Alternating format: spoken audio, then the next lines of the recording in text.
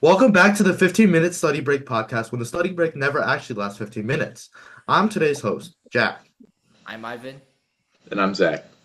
This episode will be our preview to 20 what's to come in 2025, which will include several predictions about what's to come this year in many different fields and also in just many fun different predictions.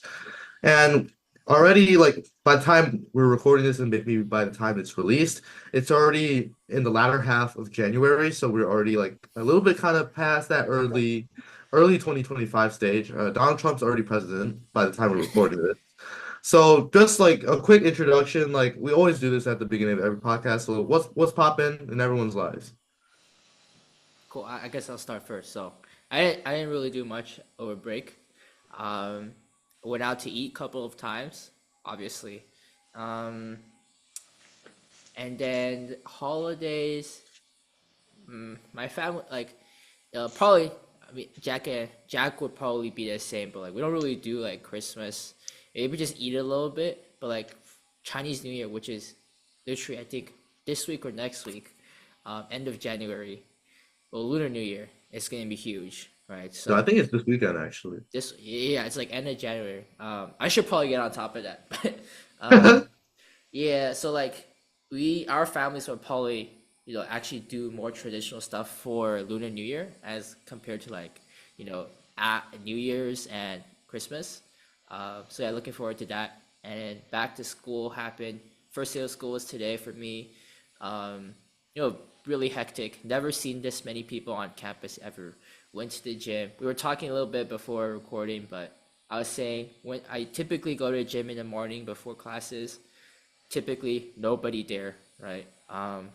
But like today it was crazy. Like it was line out the door. Um, Thankfully I was able to hog a cable machine. But hopefully, it dies down. I'm saying in 2 weeks it'll probably die down.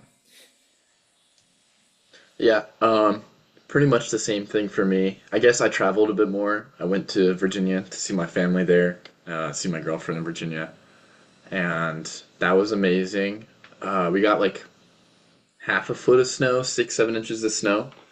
Um, I went snow tubing, which was a lot of fun, at a place called Macedon, which is in Northern Virginia. And then I drove back to Dallas, and more snow hit me, so that was fun. Uh, and I mean, honestly, I just relaxed, really, just to get ready for the new school year. Came back to school. School started last week, but we had yesterday off because it was supposed to snow. It didn't actually snow anything, so it was just like a normal day with no school. And then yeah, I mean, I just came back to my apartment. My apartment was pretty messy when I got back because we didn't really clean up well before. So cleaned up the apartment, got everything ready, and went back to school. I Yeah, I think feel like like just I like feel like for interject a little bit. okay, yeah. Probably Jack and Zach, you guys are getting snowed on, but like I'm sitting here chilling. No rain, sunny, a little bit chilly obviously, but Have sun. you Wait, ever been So in for what you snow about guys, before? Wait, Ivan, have you ever been in snow before? other than Tahoe, no. Dude, you gotta come to Michigan or like somewhere else where it's cold during the winter. You gotta experience it with us. Like it'll be fun. It'll be like a culture shock for you. Oh, I'll put it that way. definitely, but definitely.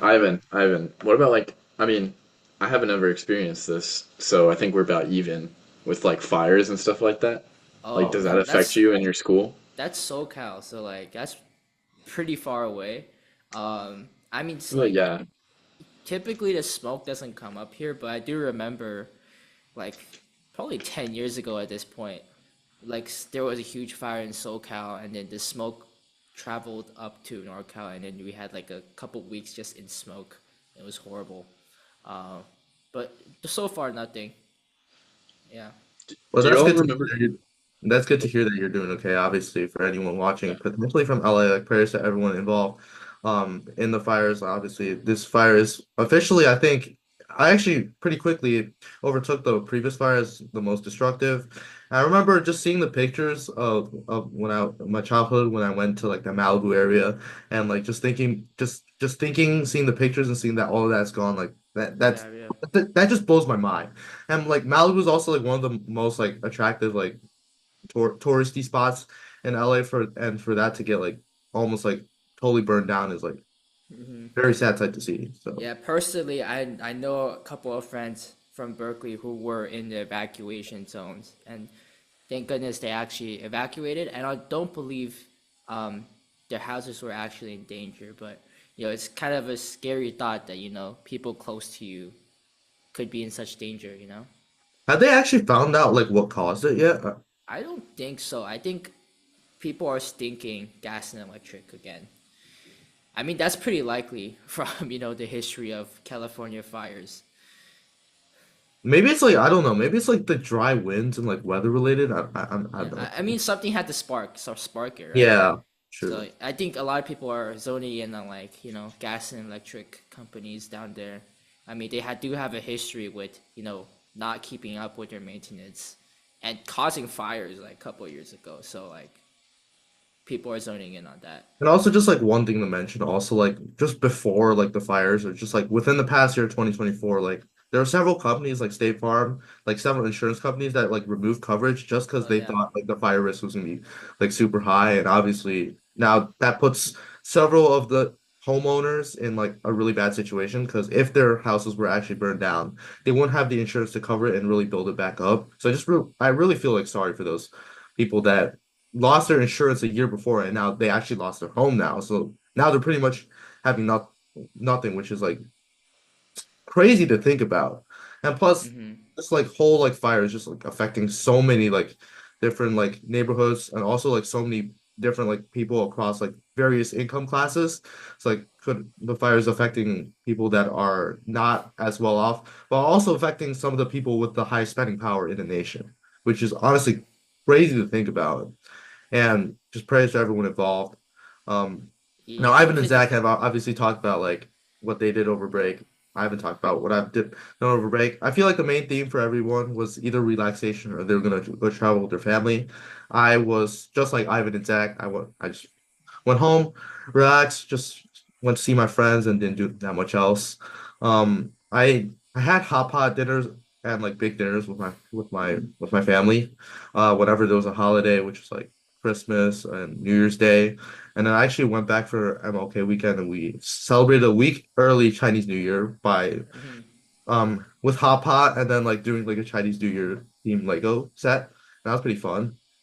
And if this episode will be recorded on Wednesday, probably be released like after that. You'll probably see it after that, but it'll be 2 weeks since I've like returned to school. Club recruiting is just getting started right now. Hopefully that goes well. And like club recruiting, especially for the finance and consulting clubs, you guys will learn, or you guys already know, it's really stressful and just like try to have fun during the process. It is sort of my niche to get to know a lot of new people, and I think that's fun. But hopefully it works out for everyone. And just transitioning to like our next topic. This isn't really a time where we should really be talking about New Year's resolutions. This podcast should have been recorded a lot earlier, I know, but we had a lot of scheduling conflicts with when school was starting, with like different scheduling, with everyone having different events. So we might as well just talk about New Year's resolutions now. And I haven't talked a little bit about exercising. I think that's a common New Year's resolution across like a lot of people, not just the three of us. So what are some of our other like New Year's resolutions that maybe personal related or just like related to 15-minute study break as a whole? mm, I guess I can start with a personal one. Um, I want to do like a better job of drinking water. It's kind of been a bad thing in the past. I forget to drink water a lot, so I've kind of used like a SMART goal. We've all learned about SMART goals to say that I want to drink 64 fluid ounces of water every single day for the entire year. mm, I might not be able to do it because sometimes I forget, but I'm gonna be okay with that and not take it too seriously. I also want to gain weight because it's been a hard time gaining weight, but that's kind of like a side thing. I also just on the water point. Tip coming from a cardiologist.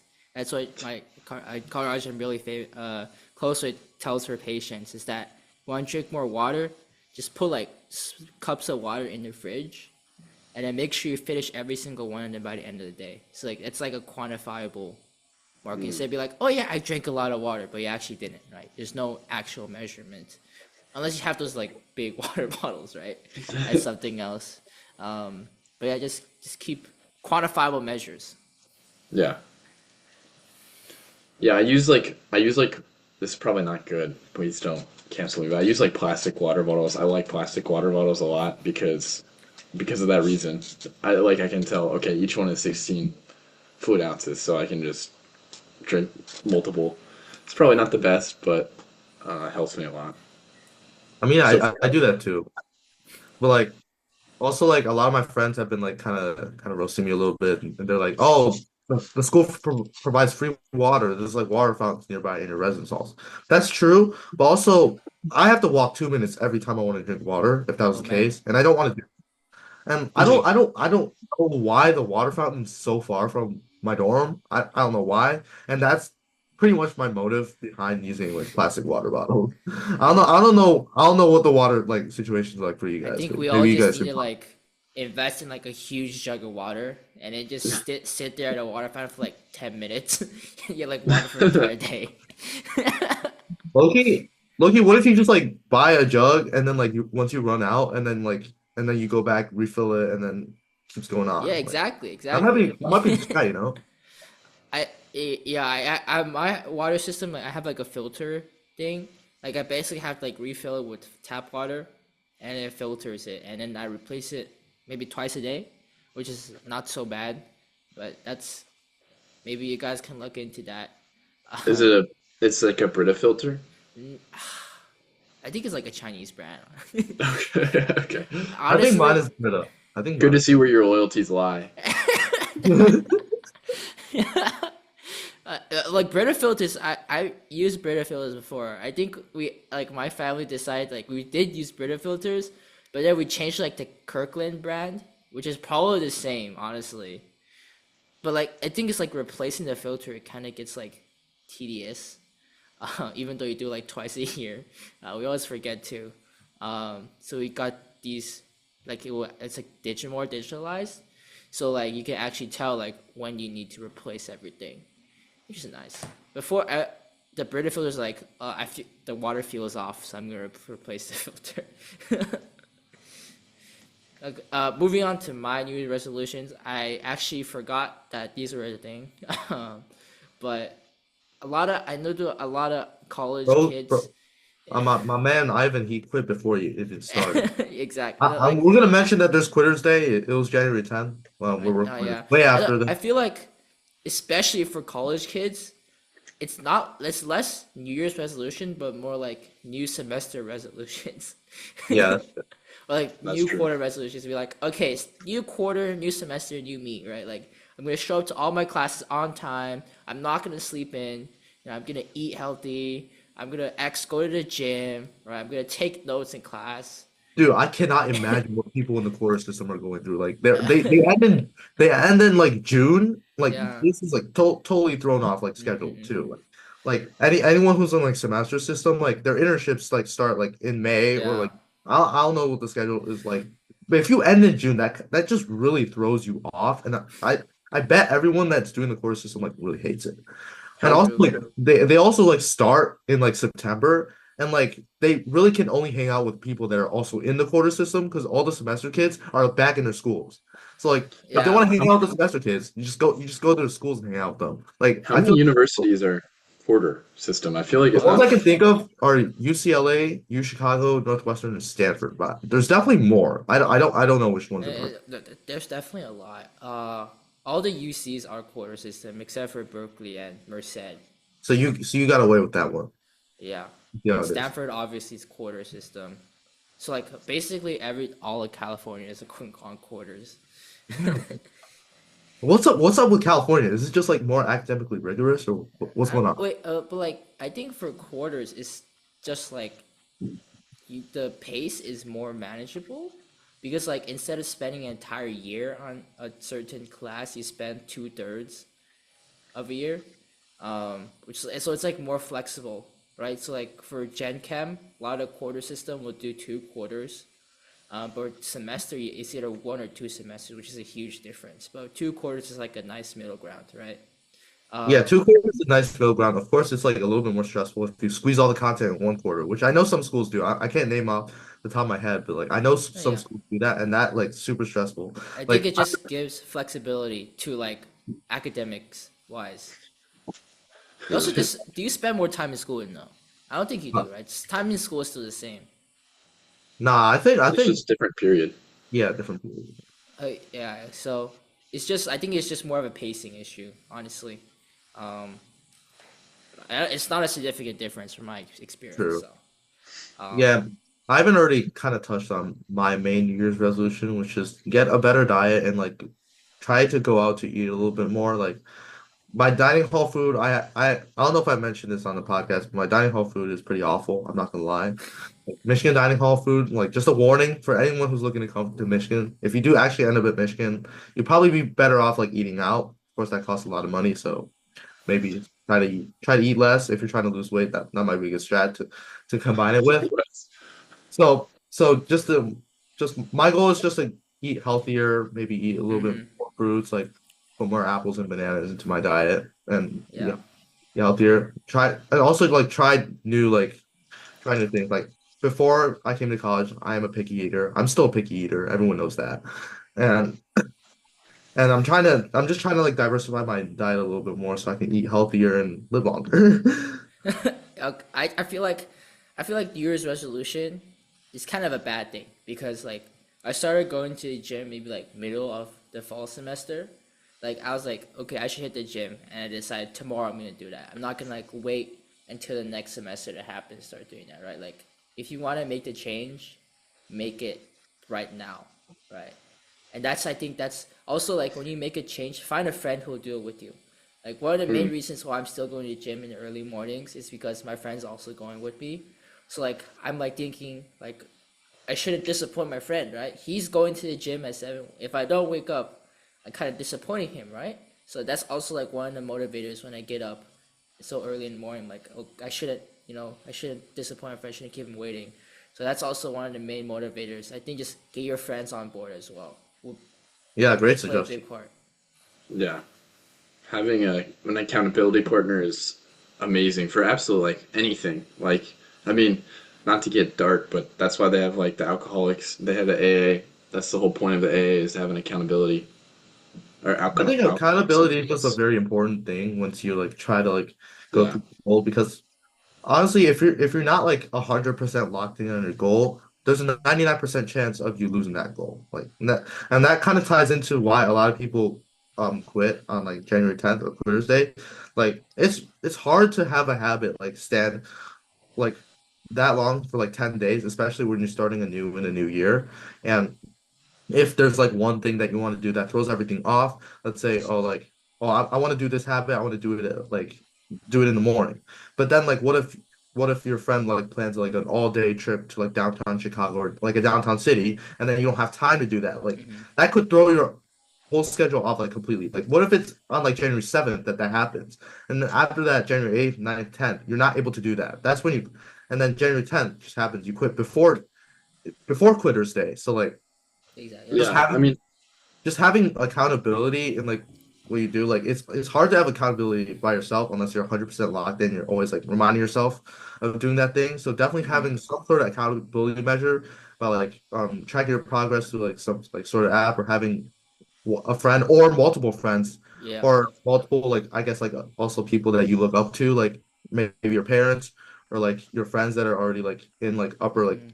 in like different stages of life that can like remind you of like oh you need to be doing this every day. Like you need Yeah. to have that accountability measure. And I definitely think that if you want to commit to any sort of goal and not just like New Year's resolution, you should definitely get something like that. I would like to say though that like for long term, I think you need to give yourself some grace because it's hard to create a habit on day one. So you need to be okay with not doing it every day. Like you need to have accountability, sure, like everything you're saying is correct. But if you miss a day or something like that, you can't just kill yourself over it because if you do that, then I mean that's partially how Quitter's Day happens is they mess up one day and then they're like, oh, the whole year's done. So I think that like being okay with failing and messing it up and just always trying it again and again and again is better than just quitting, you know? Yeah, absolutely. Also agree with that. It's okay to have like a day. So like, I going back to my example, what I gave, like, oh, January 7th, you're supposed to do something in the morning, but you guys have an all day trip. Like, if you come back to like January 8th, 9th, 10th, or maybe like even during that trip, maybe you talk to your friends about like, oh, you're gonna have this goal, and then maybe you can have your friend like, oh, hold you accountable. Like, maybe you just like remind yourself of that goal, and then you keep going back to it. Like, of course, that's okay. Like, you don't want to the last thing a goal should be doing to you is like burning you out, and just like if you like are overly punishing yourself over just like not reaching like one small thing in something you're developing, then that's probably gonna just kind of like distract you from like the main purpose of the goal. And like the main purpose of the goal isn't to reach a certain like number or a number of times that you do it. It's more about like just developing something that's going to improve yourself, or I mean, that's the easiest way to put like that. So like just aim for like the real purpose of the goal, which is like to improve yourself and like keep like pushing yourself forward instead of like reaching like some meaningless numerical like statistic that can be like quantifiable by like the number of times you do it. Like, I don't think that's a good way to develop a habit. Yeah. And then I guess like we get obviously gave a lot of great advice on New Year's resolutions and how we can just stick to having goals in general, like just committing to them. And maybe we kind of like discuss maybe what are some of the motivations why so many people like drop their New Year's resolutions. Discuss that Quitter's Day was January 10th, which is 11 days ago as the day of recording. And we all have a lot of different things that we are going to be looking forward to in 2025. Obviously, we are more than half of a month through more than half the month out of 12 months through. So I guess like just everyone like here maybe can discuss in terms of our career paths, like in terms of what we're looking to do right now. Like obviously that could change within a semester or even more, not even more in the future. But what are we going to be looking forward to in like pursuing our career paths? Um, I guess I can start with this. One thing that I'm super excited for is that I'll probably be studying abroad this summer, with a friend. I mean, it's not totally for sure yet, but I think it'll be really nice to see other cultures and kind of getting a perspective of how the US works. And um, this summer, hopefully, my friend and I will be going to uh, a business school in Copenhagen, in Denmark. Wow.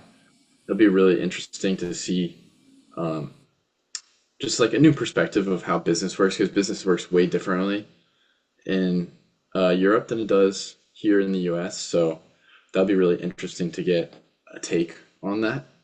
Um, I mean, I'm kind of doing this instead of a internship this summer. One, because it's it's impossible to get internships. It's really hard to get internships for me.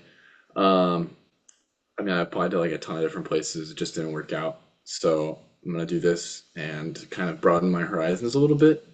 And other things, I'm just super interested in travel. So, and I've never been outside the U.S., so this is a good excuse. Um, so that's something that I'm kind of looking forward to this summer. That's gonna help me in my career. Um, Kind of just interested to see how the business world's gonna change in these coming years. As we said, that Trump's president now, so it's gonna be a lot different. Um, and just adapting to that. Yeah, I totally see like how that would be really because business is like I know we talk a lot about business in the US, but business in reality is a lot international. So I totally see why you want to go abroad, learn about their culture, learn about, Copenhagen. I think that's pretty cool. For me, I'm probably going down a different route than Zach and Jack. But um, for pre-med, my journey so far, it's been smooth sailing. Got a little A minus, but we're still going. um, yeah, I'm picking up research, and then definitely hoping to integrate a little bit of business into my medical journey as well. But I would say grades come first, especially for people considering pre-med.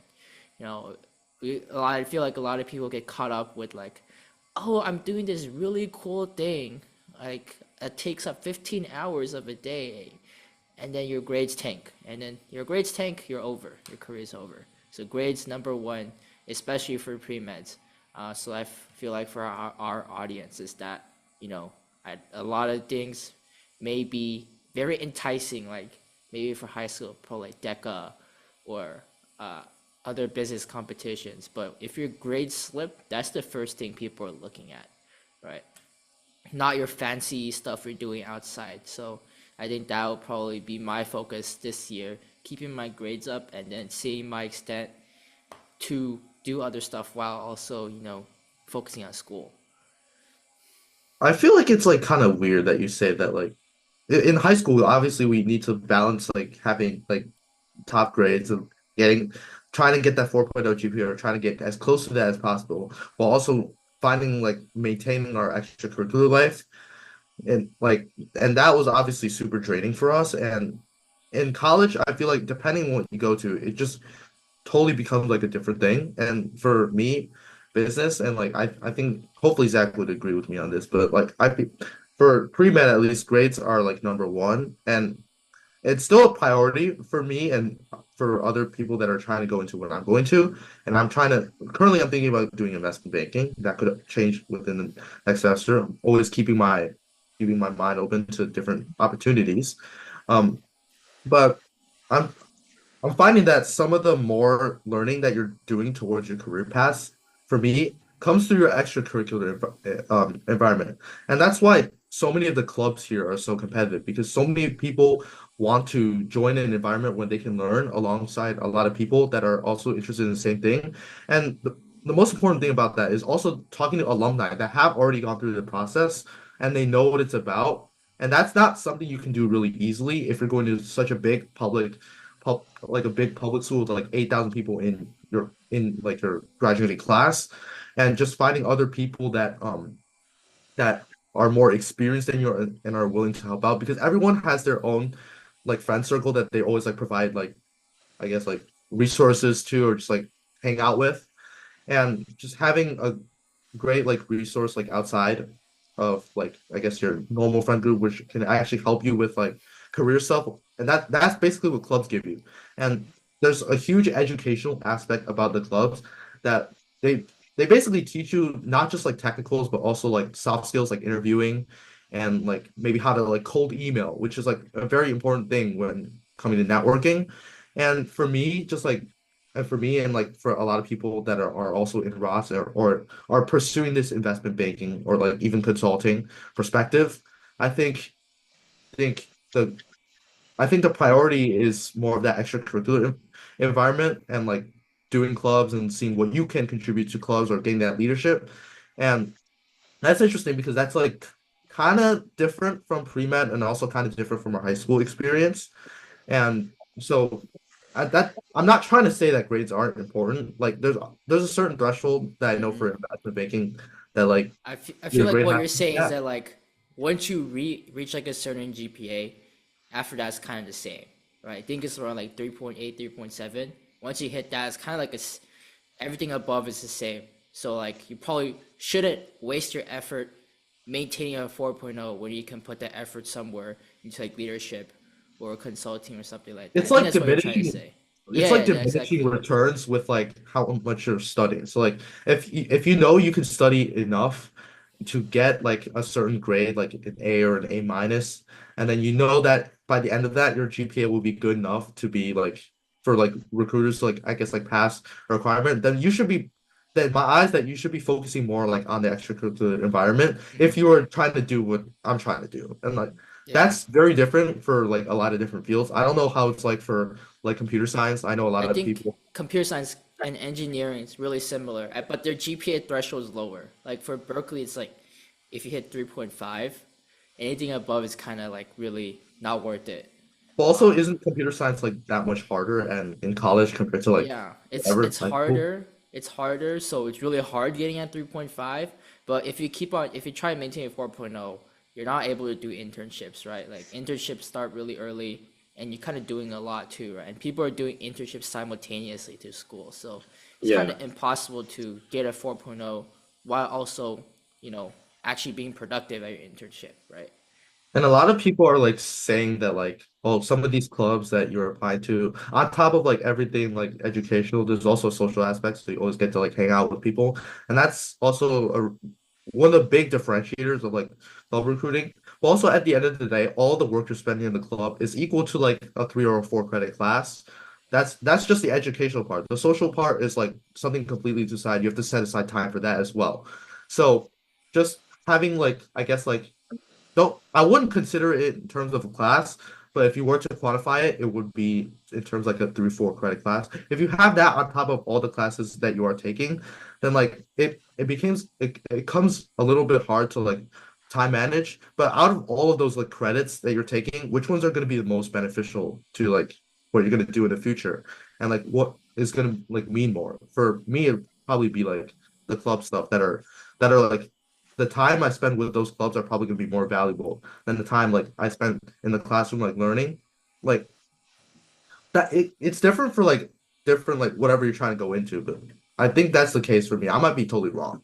And there's like there's still so much for a lot of people to learn. Like No, Jack, I mean, obviously I'm a business major too, so I agree with you on that. I think that what you do outside the classroom is way more important in business because for business, getting jobs is like, at least now, it's really is solely based on if you have connections in the company in any way.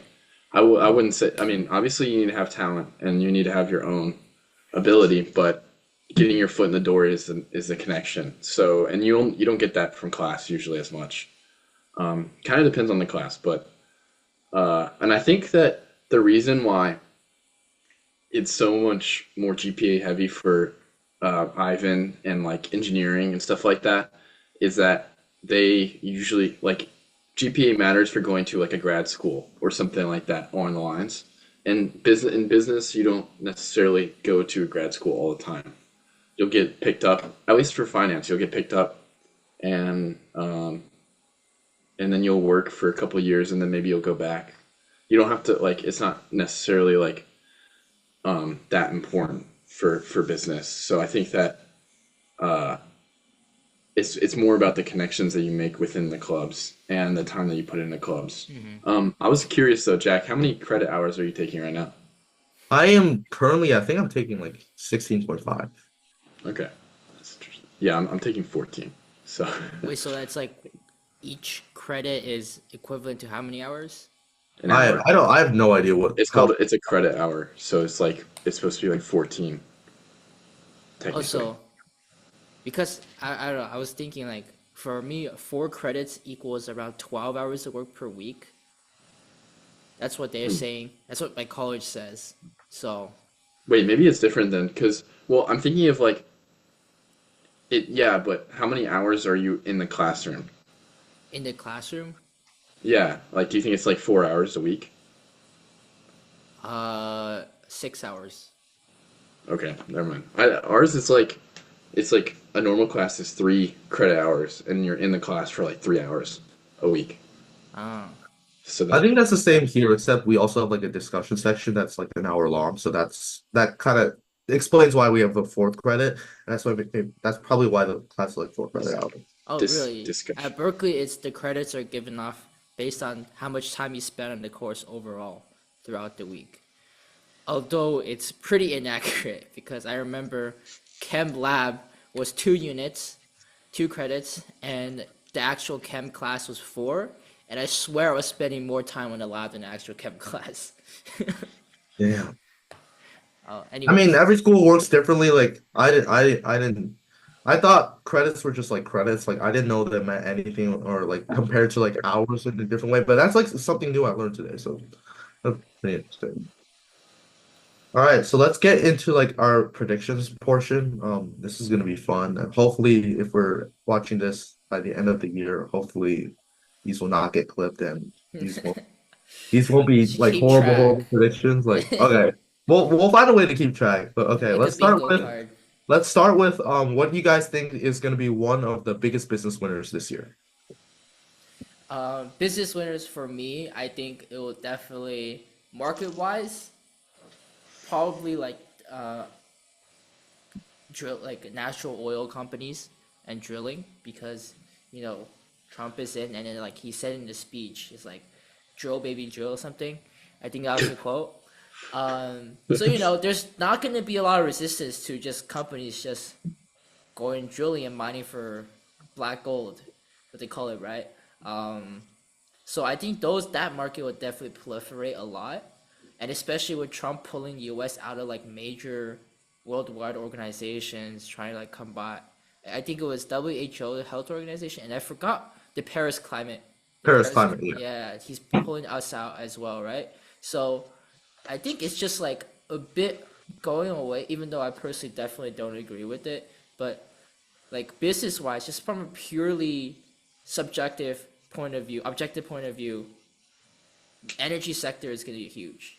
Um, like, although the only thing that's making me kind of hesitate is because one of Trump's biggest supporters is Elon Musk, and Elon Musk obviously has a lot of EV companies, right? Tesla, one of the biggest EV companies in the world. So I don't know how that will play out because like Trump wants to drill for oil, but also one of his biggest supporters is his a company that kind of goes against that philosophy. So it'll be interesting to see how that will play out, how that dynamic will play out in the end. But I definitely can see a scenario where they don't like people like Trump making like helping Tesla out in terms of like tax, cutting their taxes, giving them more subsidies or whatever, right? But that also kind of goes against him wanting to drill more for oil. So probably see how that plays out definitely. I think that's really interesting that you said natural energy because I actually said clean energy. And like I knew that Trump was gonna come in and like say that we're gonna start drilling more. I don't remember if it was Trump that did it or one of his like cabinet members or just like one of his like allies if they said it. But Trump has said publicly in his agenda that he kind of wants to support more of like the use of like natural resources like fossil fuels. That's going against like a lot of like the clean energy initiatives. But also in this at the same time, a lot of big companies are actually switching over to clean energy. So more large companies are using like recyclable materials, or they're gonna use like I think Apple was one of the companies that said they wanted to aim to for 100% renewable energy on their new campus, and those are just like an array of companies that are trying to move towards like wind. Um, I mean, sorry, not wind. Just renewable energy sources, and I just think if we combine what Ivan and I have said in like general. I think 2025 year is going to be a pivotal year for just like the energy sector as a whole because of what Trump wants and also the trend towards like just like greener energy. Like climate change has been like a big issue, but we haven't really been seeing like a lot of like big like trend changes like that like are trying to solve or like at least reduce like the rate that the climate is like growing like just like the temperatures are growing. So I think 2025 might be a pivotal year where we can see a lot of trends for that. So I think clean energy companies and investors might take a big win out of this, but also I could see how um natural energy companies that like are like drilling could potentially benefit from like Trump's early policies. My question though is how are those like how are those going to be sustainable throughout Trump's like presidency? Because climate change is going to be such a big issue, and like the drilling of like natural resources are going to be like a part of that. So I just like kind of see a little bit of a disconnect in like that like policy. You know what I'm saying?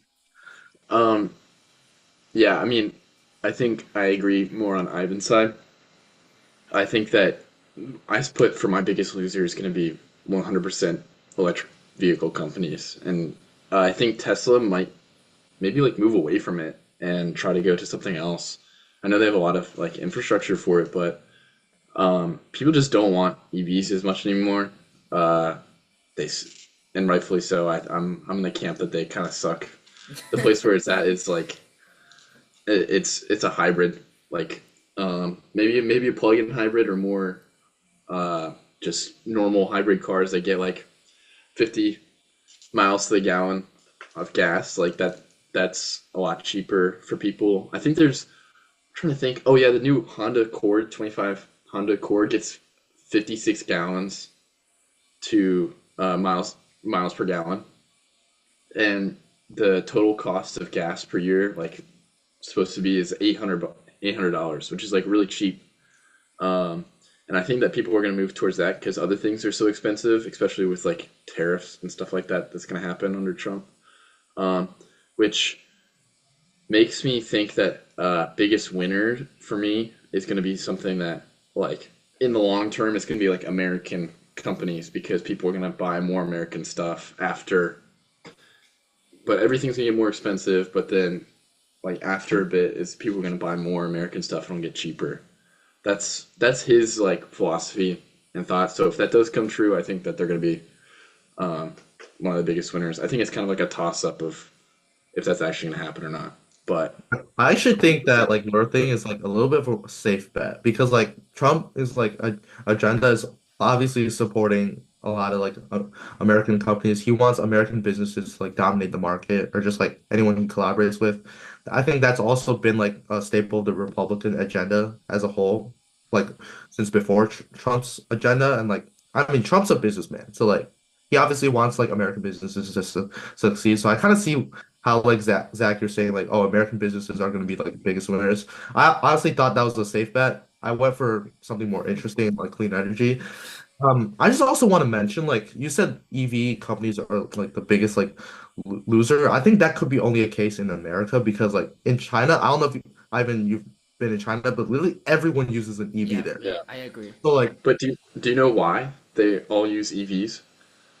I'm Because honestly, I honestly don't know why. Like, I'm okay, honestly well, I'm curious really about into that. cars, so like I feel like I know a good amount about this. It's because the government, okay, the CCP also controls a lot of like um, business, a lot of businesses, right? And they bought up every other company and turned them to EVs. So, Yeah, like, they make it really, really cheap for companies to produce EVs because that's what they want to be produced in their country. So, like, but also some of the EV cars, I don't know if you've seen them that are made like Chinese made are really cool looking. Like they're Oh really yeah, they're I cool. they're I saw those so cool. videos. Like the one I forgot which car, but it could like literally turn into a boat. Like not turn into a boat, but like can drive through water. Yeah, Yeah, I don't know if you've seen that video, but like the car was literally in the middle of a lake and it was dude, it's just so surfing cool. around. I don't know how feasible that is in reality, but I definitely see Yeah. like you definitely need government support behind EVs because people don't change that easily, right? Even though it might be better for an environment, people like making such a large amount of people change and buy a new EV is gonna be tough, regardless, right? Like Yeah. for California, California is a big player in EVs, and the only reason why people do buy EVs is because like you get to use the carpool lane. Typically, you have to pay a fee if you use the carpool lane or fast track lane, but the EV is free, regardless of how many people are sitting inside, right? It So can also be that a was a tax huge write-off incentive. too, right?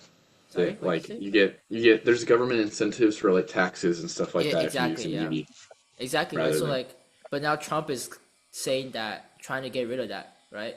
So I'm not yeah. too sure. Like, you have Elon Musk with Tesla, which is one of the biggest company. People drive Teslas all day in California because of the California's like incentives, tax incentives, clean energy incentives. But then Trump wants to get rid of that. So like, I'm not too sure what Trump and Elon Musk have planned for how to expand his businesses. Um, but I guess we'll find out very soon. You know something I'm curious about. Like at the end of the year, like what are the odds that Trump or and Musk are still like close? Because like there's like low-key a lot of like people that are betting on the fact that Trump and Musk are gonna be like enemies by the end of this year. I feel like that's not possible. I genuinely know because Yeah, if you I don't think that's like feasible, but like I do see a world where that does happen. I feel like like from Trump's standpoint, it's not a wise move to upset Musk Yeah. because Musk, has several large companies under him. If you upset him, it's pretty bad news, especially if your philosophy is like America first, right? Like Mhm. America businesses, if you upset American like the some like one of the top American businesses, that's not going to be pretty wise move, right? Like I feel like Trump is kissing up pretty hard to all the big tech companies.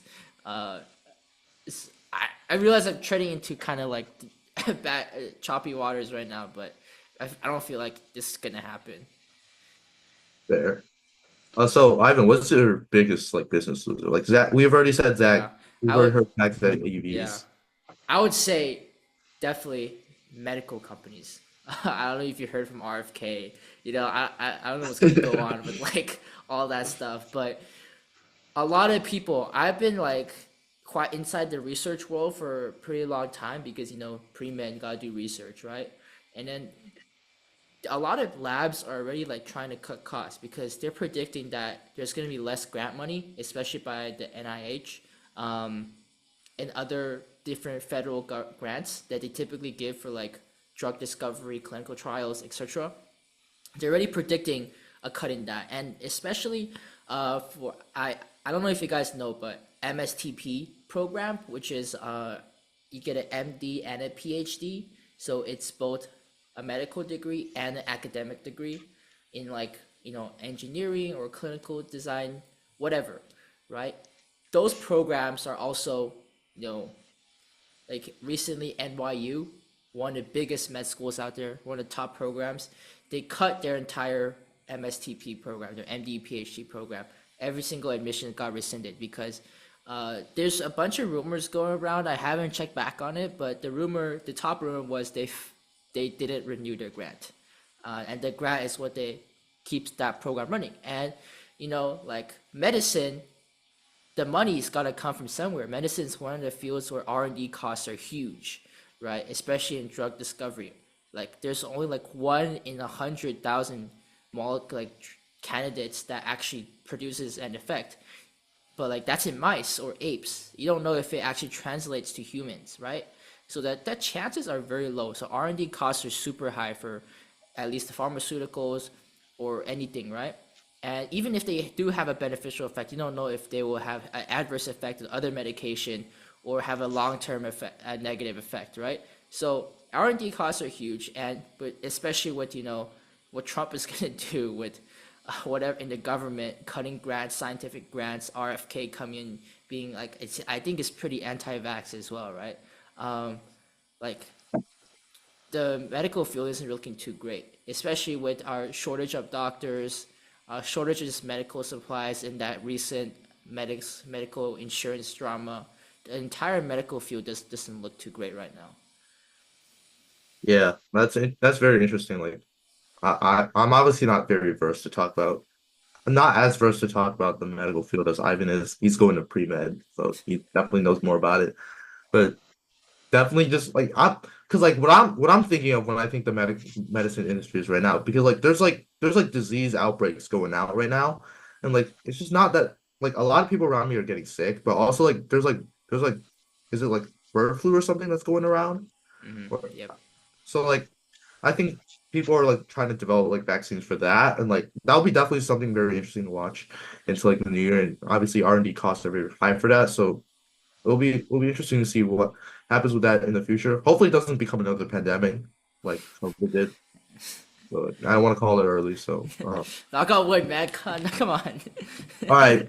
My biggest business loser. I have Boeing, and Boeing like we I mean, there was an array of like airline accidents at the end of 2024, and that kind of kind of tanked Boeing's like stock. But also like I'm not too versed in like the airplane industry, but like I just don't feel like they're making too many like big like advancements. Like I don't the R&D cost for the air travel industry is also huge.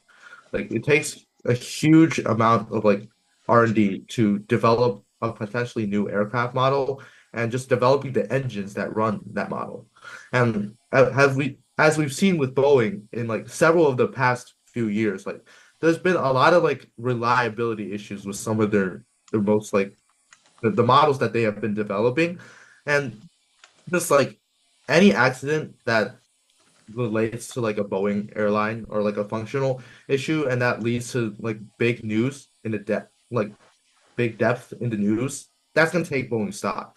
And like the probability of that happening, like you obviously don't want to think about that, like that probability, but of course, like the probability is always gonna happen. I don't know if it's the news like trying to like blow up the things, like the news, like, oh, this is always gonna happen. Oh, this is gonna happen once a year.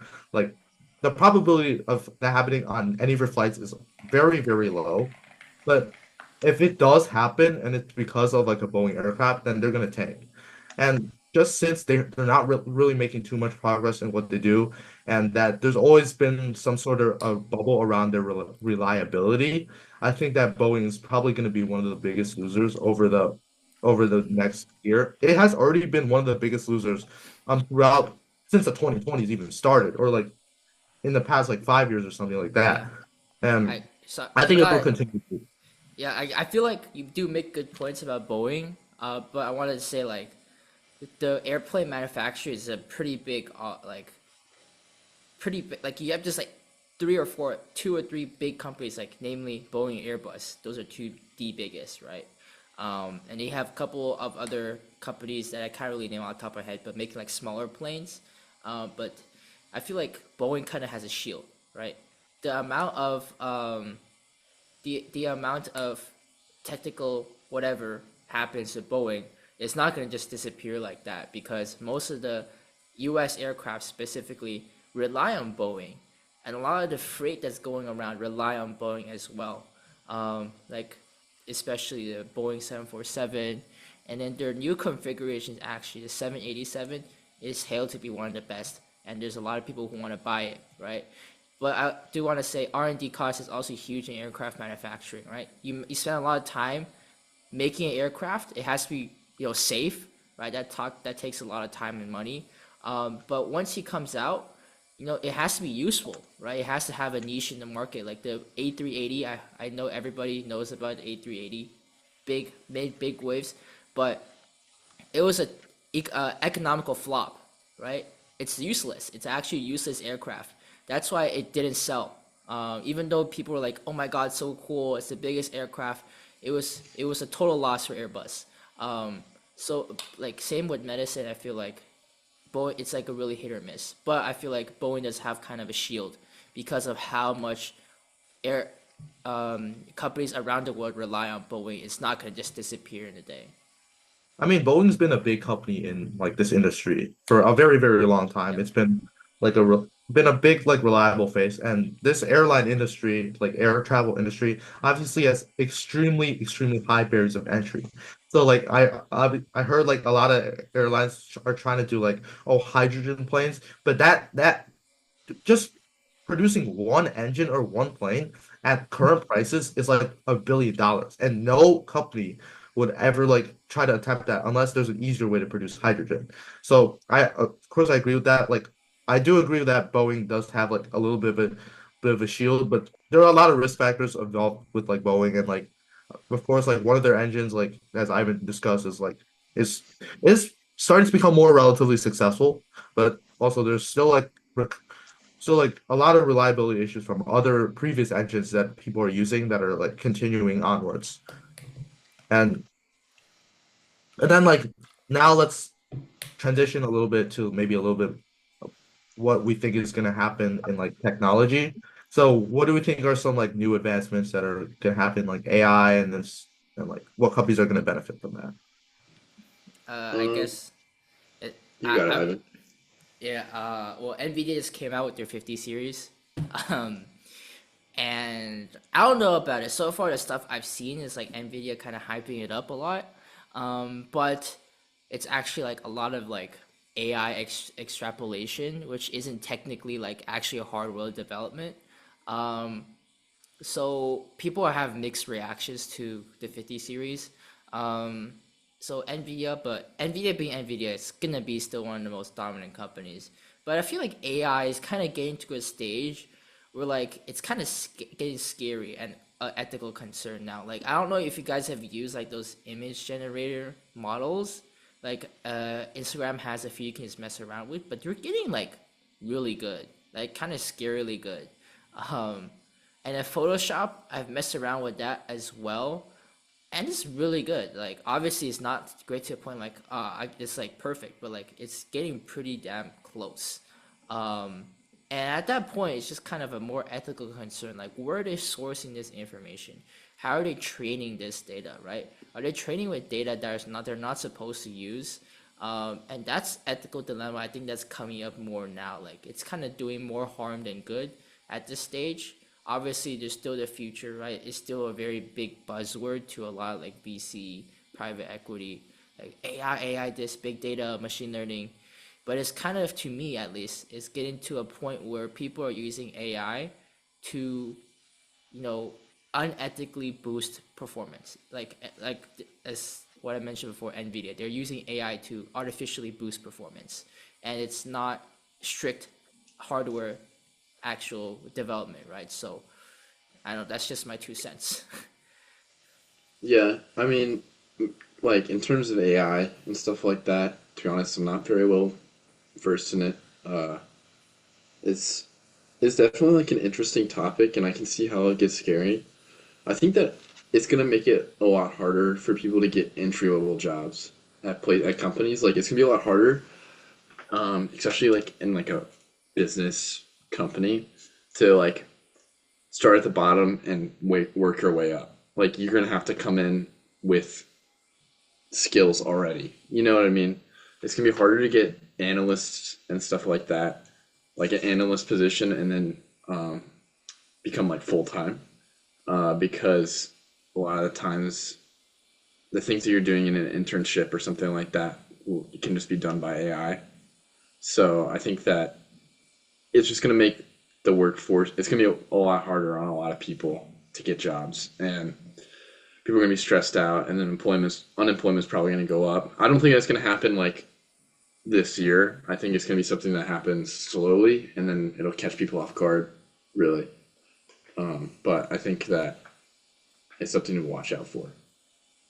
Yeah, I definitely agree with like everything that you guys are saying. Like, I think 2025 is going to be like a big year in like AI, and I think we could pretty much say that for any year onwards. But I think especially in this year because like I feel like in the past like through like years when AI ChatGPT came out, it's mostly some like software work and like you see like oh they give you like a chat response or they give you like a picture or they give you like some ideas to write things about. I don't think right now there's like a super like big example of AI being used to with something practical.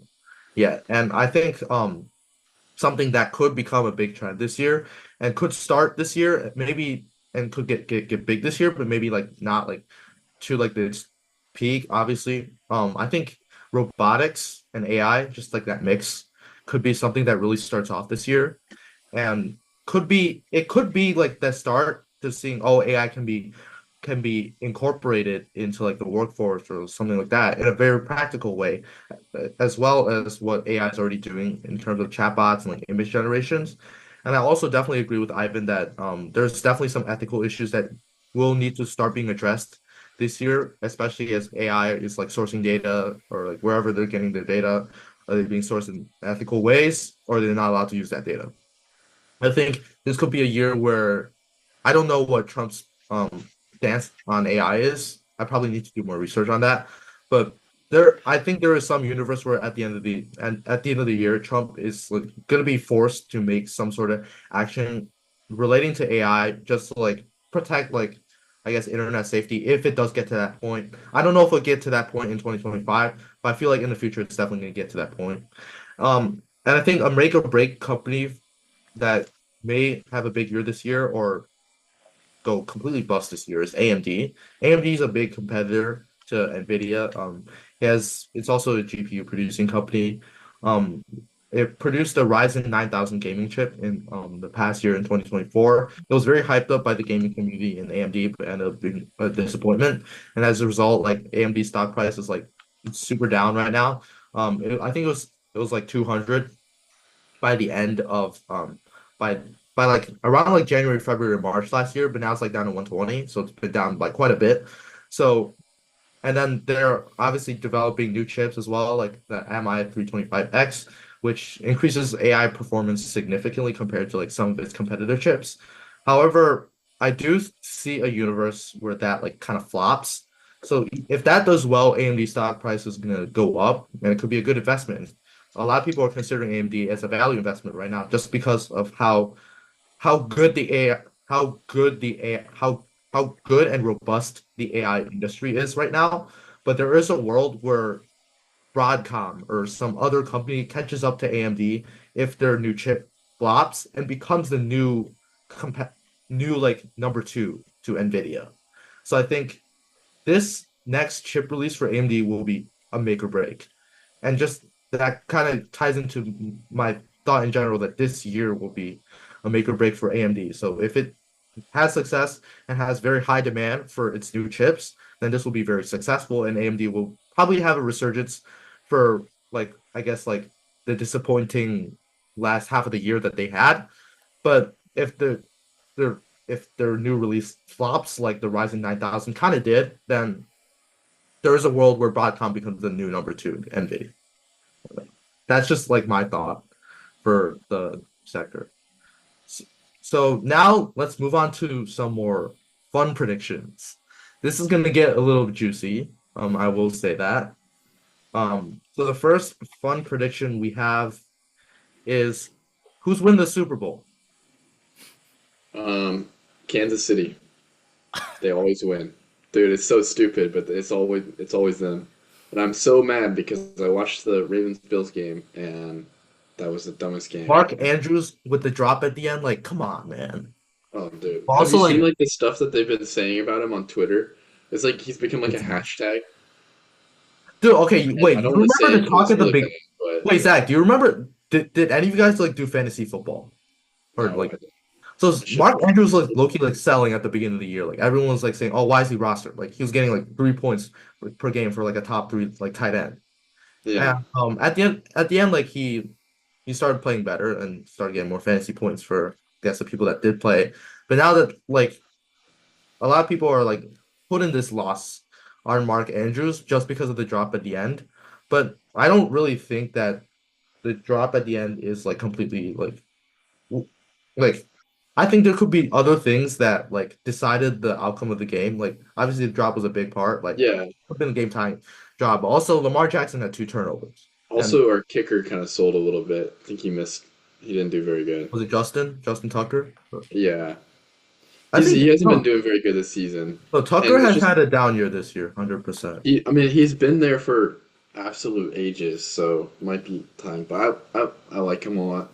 I mean, I had Eagles as my Super Bowl winner. Like, um, Kid, I kid, tried my best not to pick the Chiefs because I feel like my mind's gonna gravitate to the Chiefs because of like precedent and like what's happened in the past and given like the current field of teams that are left. But I just want to see another team win. That's why I picked the Eagles. yeah, I Well, wanted Saquon Barkley Detroit is to having win. an absolute year. Like, if like Where's they're all just handing the ball off and he's just gonna run. where's the love for the Commanders, man?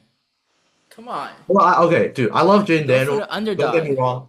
Don't get me wrong. I love Jane Daniels. Like he's a generational quarterback. Like I don't think anyone expected this when he was drafted to the Commanders, but he had better coaching staff than Caleb Williams. And as a Bears fan myself, I admit that, and that he's having a better year than Caleb Williams. And I mean, it would be great to see Jane make it to the finals, but I don't. I the Eagles secondary is I think they'll have like a decent game against the the the receivers or like the skill positions on Washington's team. I think their strongest weapon is Terry McLaurin. But Eagles like Quinyon Mitchell, Cooper DeJean, great rookies. They're all having great years, and Darius Slay actually played really well in the Rams game, I think. So I just don't I it'll be I'll look forward to what um how Jaden Daniels like manages like that. I think by the time the Eagles and Commanders were playing, it was at a time where the Eagles were already locked in as the number two seed. So it'll be interesting to see what happens in this game. But I think the Eagles will. If I could pick any other team but the Chiefs, I would pick the Eagles. I'll put that way. Mm. Yeah, low key, I've been so tuned out after 49ers missed out on the playoffs. So I was hoping the Lions would win, but they got knocked out. I'm like, damn. Everybody at Michigan was hoping the Lions would win. Like everyone was like I went back to Chicago, so I couldn't really watch my friends like react to the game live. But I knew I feel like I could tell that everyone was like disappointed. Like I caught up with a bunch of my friends today, and I asked them about how the Lions were doing, and they were like, "Please do not talk about them." I'm Like, excited for next year though. Super Bowl is coming back to the Bay Area, no, Levi Stadium, that's not happening. 2026. Um, well, like regardless who if the 49ers do well, it's gonna happen in Levi Stadium. So, and also Is it World wait? Is Cup the Super Bowl actually next year going to be hosted in Levi or no? 2026. Yeah. But do you think the 49ers will be there? I don't think so. Yeah, right now. Yeah, you play a little bit devil's advocate, huh? Well, Once you're just from the city and you like don't know that much about once football. we get all our players uninjured, we're gonna be a threat, okay? And once Brock Purdy stops throwing pick sixes, we'll be good, okay? Okay, but how do you develop Purdy to like not throw pick sixes then? Mentality. But you also need to get the receivers in line, like Debo Samuel, like something's going on. Oh, okay, the receivers are doing pretty well. Like actually, tight end, I forgot what his name. What was his name? George Kittle, George Yeah, Kittle. George Kittle's doing really well, and then I think they got a new wide receiver, right? He did pretty Is it well Ricky against the Pearsall? Lions. He did pretty well against the Lions, no? And so like I feel like the future is bright. We got like a couple more years. I feel like the future is bright. Wait, I'm confused. Like, wait, who are the two teams that beat the Lions in the regular season? One of them was the Bills. Was the other one the Buccaneers? I don't remember. Bro. I have to To be search honest, I don't that. even watch NFL that much. I just watch the Ravens every time the Ravens play. That's what I watch. Yeah, Yeah. And I then just do 49ers, and I'm Yeah. so tuned out. Yeah. uh, our second fun prediction is who's winning the NBA championship. I haven't been Okay, keeping that's tough. That's tough. That's a tough I haven't question. been I haven't been keeping track of that, so I don't know. Neither have I really. My guess is as good as any. As any guess. I have the Thunder, and I think this Thunder. I do have the Thunder. Okay. Yeah, Hmm. Okay. so I have Okay. the okay. They have the second best. They have the second best like ranking in like. Is it second? No, no, sorry, I'm mistaken. They're the best. They're currently the leader in the Western Conference. East. Yeah. Western. Yeah. Shea Gig SGA. I'll just use the acronym. SGA is having a great year as always. MVP candidate. Let's see if he wins it this year. And the team is just doing really well. Oh yeah, they beat the Cavs. No. The Cavs, the Huge Cavs margin. are by record, the Cavs are the best team right now. Like, and it's like pretty close between like the Cavs and OKC, but like OKC has been on the big stage before. I feel like with this core of players, and the Cavs like kind of like broke out this year. So I feel like it could be the Cavs year next year, but I don't know. Maybe I think OKC's got it this year. As much as I want to say the Warriors are gonna win, Oh wait, they started off hot, and then all of a sudden they have a 50% yeah. record. I don't know what happened. As far as I know, it's probably a no go this year. But I gotta go with Nuggets. I feel like Nuggets have potential. Jokic will pull off some madness in the playoffs. I feel it. Dude, I'm just saying like the Warriors trade for Dennis Schroeder is just like not working out at all right now. Is it the Warriors that signed Dennis Schroeder? Yeah. He's not making as big as an impact anybody hoped. I mean, yeah. Zach, what do you think? Or Oh, dude. I mean, I don't watch basketball a lot, to be honest. I don't watch, especially NBA. I'll watch college basketball because Texas A&M's really good at college basketball, even March though we just Madness. lost. well, what are you guys like ranked? I'm not We- keeping track of Michigan basketball either that much. I know we're We're, ranked. I don't know where. yeah, I think we're ranked, but we just lost, so Are you um, guys okay? Oh, hold on. Let me check the receipts. All right, let's see if they're ranked. Auburn's we first. Top. I know we beat Northwestern in overtime. I feel like that's a little bit of a warning sign of like what our limitations You of guys are Michigan basketball. 21st. I know we're yeah. us That's or not Texas bad. A&M. I'm surprised Duke isn't on top. Yeah, they have Cooper Flag. Like he's Who like did it lose to? Who did Duke lose to? I have no idea. I feel like Duke will win. Honestly. Okay, Michigan is 21st. Texas A&M is 13. Okay, well I was wrong. Yeah, we're pretty solid. Yeah, that's Um, Where's Cal, and I man? love our coach. I don't know if you should take Powell the is time to known for look up our nerds coach. and not sports, bro. What? Wait. Cal is known for nerds and not Oh, sports. Yeah. Hey, really good at rowing. Okay, Rowing but and that's water like rich person sports. sports. Let's be real. Um, so I don't know about the NBA. Like, I feel like if I say something, I know I'm gonna say it wrong, so I probably shouldn't say anything. Okay, It's kind of the same thing for our next one. But Formula One. Formula yeah, One. I think it's I'm just gonna say between. Red Bull because I know they're good. That's what I'm gonna Okay, say for that's true. the next one. I was gonna say Max Verstappen. I had Max as well. Like Like, I'm there's no way anybody else is winning this. Like, okay, but also okay, like like Adrian knew he's not on Bum, on Red Bull anymore, bum, so that could make things. Verstappen. No, it's like I feel like especially with last season too, we were like, oh my god, like Max Verstappen might not win, and then he just came out and then he won. No, the Brazil one really changed everything, But like in the McLaren end, got the constructors champion, which is huge. they So did get the they constructors. might be a threat next season. So The constructors might be a toss up, but for drivers, no, I'm I sticking with feel like Max Verstappen will still win, but McLaren is looking good. I think it's just drivers. They don't got as much as I love Lando, as much as I love was it a Logan Sargent? Leclerc, Uh, McLaren. What's the second driver for him?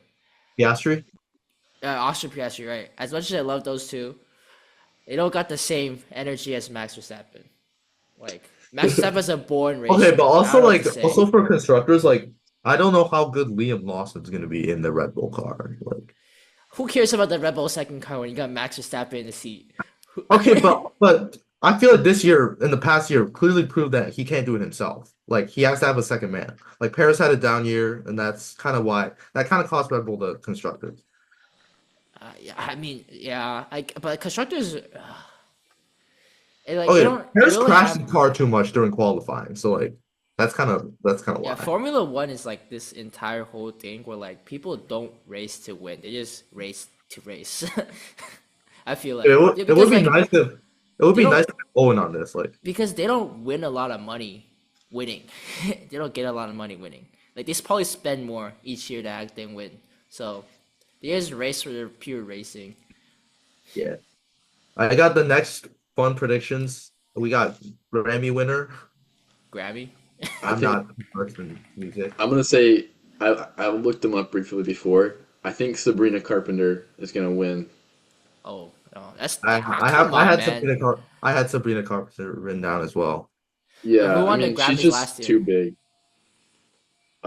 I don't. I think like for like rap, people were really confused. It's like some random person. Well, not No, really no, random, that but was 2 years ago. No, I don't I don't know. know. I'm still I'm not very did versed on Kendrick it. win? I feel like Kendrick should have won definitely last year. last time. Wait, did it happen already or? No, it was like someone there. It's on February 2nd, I think. Oh, okay. I'm a little bit But out of it. honestly, I'd never watched the Grammys. Like I couldn't give. Okay, I don't care nominees. enough to watch. Okay, there's album, record, rap album. Wait, Rap who are the album artists that kind of like Happy silly. Album or something like that? Wait, why is Kendrick Lamar not on here? That's crazy. That's Wait, actually crazy. didn't Future and Metro's album from last year, like we still don't trust you? Was that a winner last year? No, it's supposed to be in this one. It came out in summer. Oh, okay. I clearly don't know how Grammys work, but if it is in the running for this one, I think that could also be a possible winner. Nah, Grammy is such a hit or miss, honestly. There, Like it's not a popular vote, no. It's like a closed door vote. that's true. Yeah, I don't really got much to say about that. All right. All right, next one. This is gonna be so hard to predict. Oh my God. What are some potential trends that we might see? Like last year we saw like Brat, like whatever. Uh, Like you mean like TikTok trends?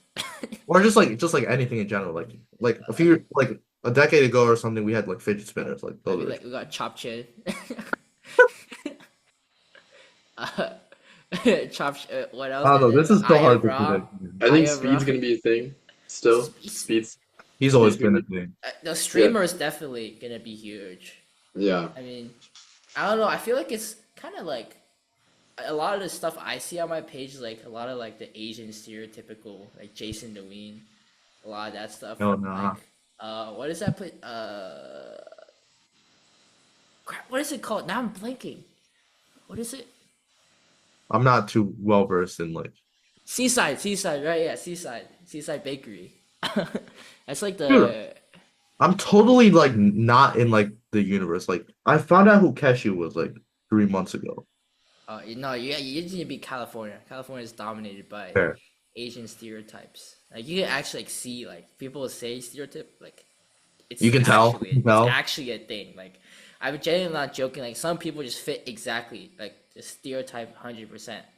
Um, yeah. So you think like that Asian thing is gonna be like a potential trend? It's already a trend. So I mean, yeah, no, we need to come up with something There's new. Like it's I gonna be hard, but like we got to think of something new.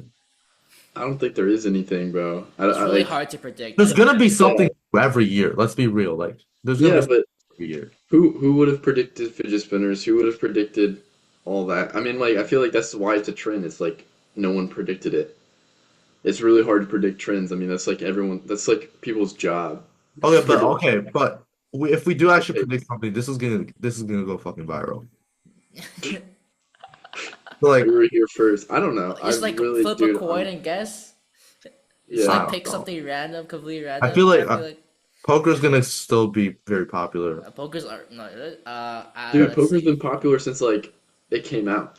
It's been in That's true. casinos. That's true. That's true. It's like, dude, People love gambling, man. Like, yeah, gambling's gonna be great. I think gambling's like on sports, it's gonna get bigger too. Oh, it's already 100%. Because huge. people are gambling on the election, so Oh yeah, Well, that's people funny. can literally just gamble on like, no, some people are even like gambling on like whether Trump and Elon are gonna be friends by the end of the year. Like You're that's crazy. gambling everything, man. You can bet on anything at this point. Like Mm, it's like okay, wait. That kind of connects to something I wanted to say about like trends. I feel like just just that field of gambling where you can just like not just only gamble on sports or just like poker or whatever you want to play, like or just gamble on like you could gamble like I think some Harvard student developed an app where you can like track like how like a certain person's like investment portfolio is doing, and I think a lot of people like off of that went on to Nancy Pelosi's portfolio and found that she was investing heavily into Broadcom, and that ended up being super successful.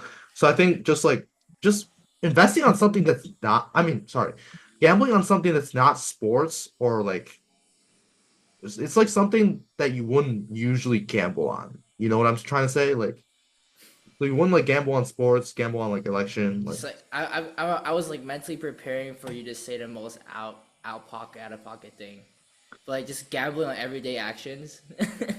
I mean, Like that's how much? possible. $10. Jack will not drink a sip of water today. I mean, 2 minutes left. So, Exactly. whoa, what was $10. your bet? What was your bet? Ten You said dollars. $10. $10 that I wouldn't drink I wouldn't drink water today.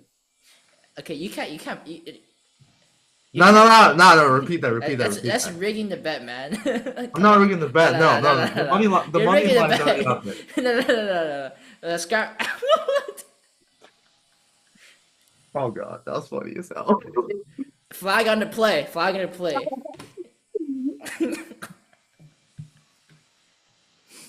All right, what game do you got for us, Jack? All right, I got a guessing game. Do I have to share screen? I'm not too well versed. I could actually say this without like sharing screen. As also Uh, pulling my speaker notes. okay. I mean, And you could because it's like share. okay, okay, because I have three guessing games and they're like all like sort of New Year's related. Okay. The first one is let me pull up the slide actually. Um,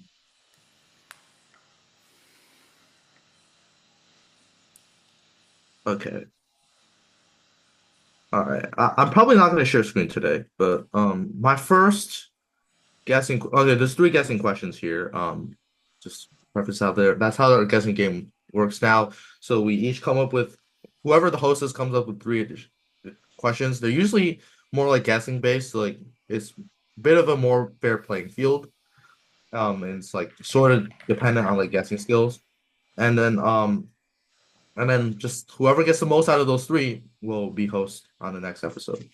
And Zach has not been host yet, so hopefully he wins this one. I'm not trying to rig the odds, but that's not. I gotta lock in. That's what Gotta that lock means. in. I need to lock in. All right, all right, all right, all right. First question. Okay, so there were four bowl games in the college football quarterfinals. I'm quarterfinal like playoff bowl games. Those occurred on New Year's Eve and New Year's Day. There were the Rolls, Peach, Sugar, and the Fiesta Bowls. Obviously, by the time that we are recording this, the national champion has been decided. Obviously, Wait, I who cannot won? say no, I cannot say that. Oh, It's what? Ohio State. Yeah, Ohio State won? yeah, I can't. The You know why I Beasts. can't say that? I got the Michigan logo in the back. The Beasts. All right. Anyway, my question is, guess how many people watched the college football playoff quarterfinal bowl games? All four of them, like in total. In total, Yeah, Wait, like what? in person and online. yeah, just like yeah. Can you repeat the question? So, like, there were okay. I'll put it in simple terms. There were four like college football playoff like quarterfinal bowl games, and those were like they're in the knockout round, right? And each game has like some sort of millions in like viewership. And my guessing like question is to like add all of that viewership up and like what's that number? Sorry. I Okay, apologize. I will go first with my guess being in total for 45 million. 45 million? I mean, okay. So, Okay, wait, I will give. Do you want me to give a hint? Okay, you yeah, gotta wait, let me Ivan. re-guess. You gotta let me Yeah, re-guess. yeah, Ivan re-guess. Um, wait, okay, I'm just gonna, Alright. okay, I need to find the scores because that's gonna be my hint. So the scores for the Peach Bowl were Texas 39, Arizona State 31. That game went into overtime. And then the Rose Bowl was it's How does this help, bro?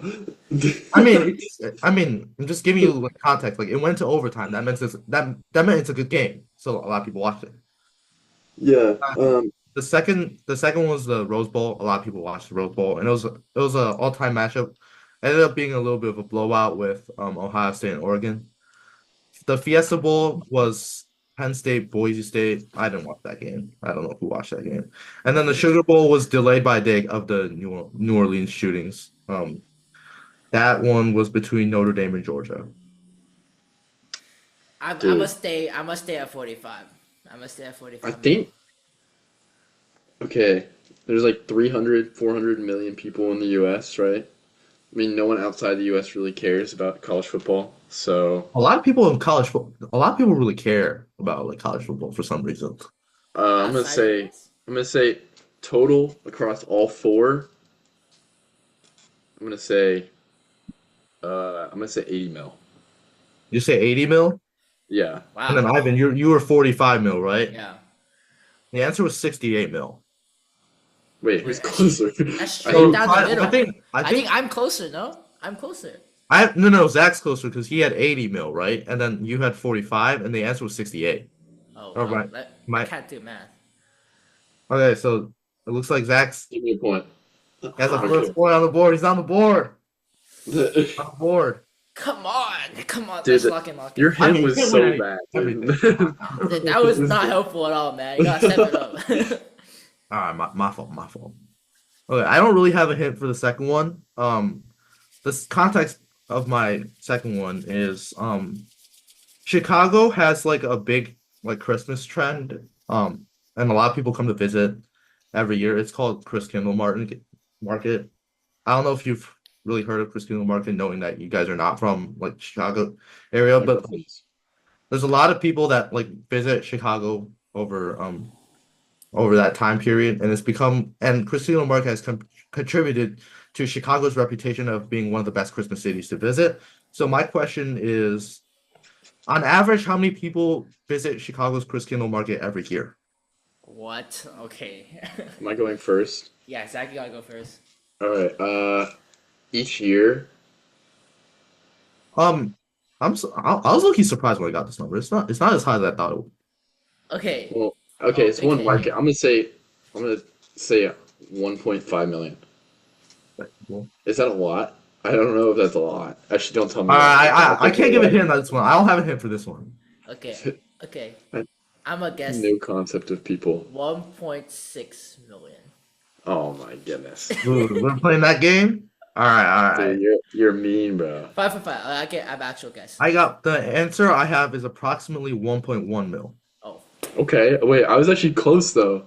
So no, the thing that already means Zach is the host of the next episode. So I don't know what's going on with Ivan. GG's. You guys want to Tough do round, the third tough round. question? Nah, just do the third question quick. All right, let's do the third question for fun. Yeah. All right. Oh shoot. Okay, I might need to screen share for this one. Why? Actually, I don't know. Should I? You should. Because okay, I had during the winter break, like a lot of people, like a few of my friends, like they went to Shanghai, like to go home and like travel. So my question was actually guess the cheapest one-way ticket price from Detroit to Shanghai. Because Detroit is actually it's one of At the only Christmas. it's only one of the no, this was like after the New Year. What?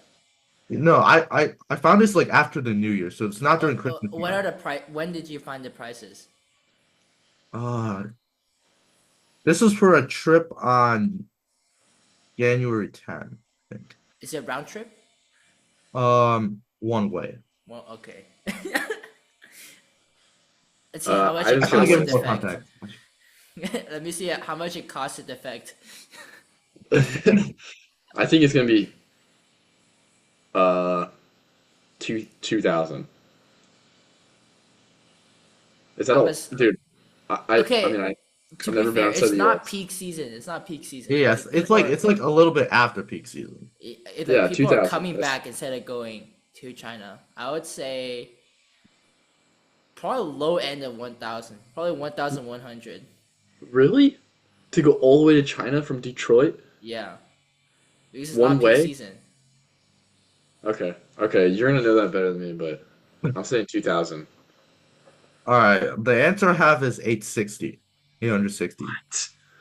To go to It's kind That's of wild, crazy. Yeah, because it's That's not peak cheap. season. but it's not Oh, peak. and it's one way. And it's one way. Yeah. Okay. Yeah, So it's if it was back and front, I was closer.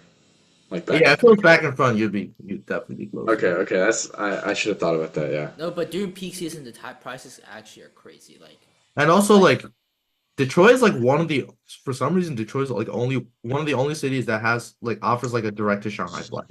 and because you're a hub, Detroit's a hub. Yeah, like Chicago doesn't even have that. Like Chicago's a hub too. SFO's like Not United. Detroit's I think is Delta or Delta, yeah. Oh, that's why Delta's so popular here. Yeah, Detroit's one of Delta's hubs, and then Charleston also Delta hub. Charleston, South Carolina, or is it? Yeah, South Carolina. So like some of these like big airports are weird, but a lot of flights go through there because it's a hub. I see. Well, that concludes the end of this very fun episode where we all like learned a lot about like different things, different fields, and made our predictions for the year. Hopefully none of this comes back to bite us in by the time the year ends. Like hopefully some of our predictions like go well. If it doesn't, then we'll get clipped. Hopefully not. And Zach is gonna be he has won the game. So now we have all had like our second round chance of hosting, and then we'll look forward to what game he has and like what topic he has for us, for our next episode. And but for that concludes today's episode of the 15-minute study break podcast. Obviously, as always, the podcast was way longer than 15 minutes. That's our theme. That's our theme, and hopefully, and we'll see you on the next episode.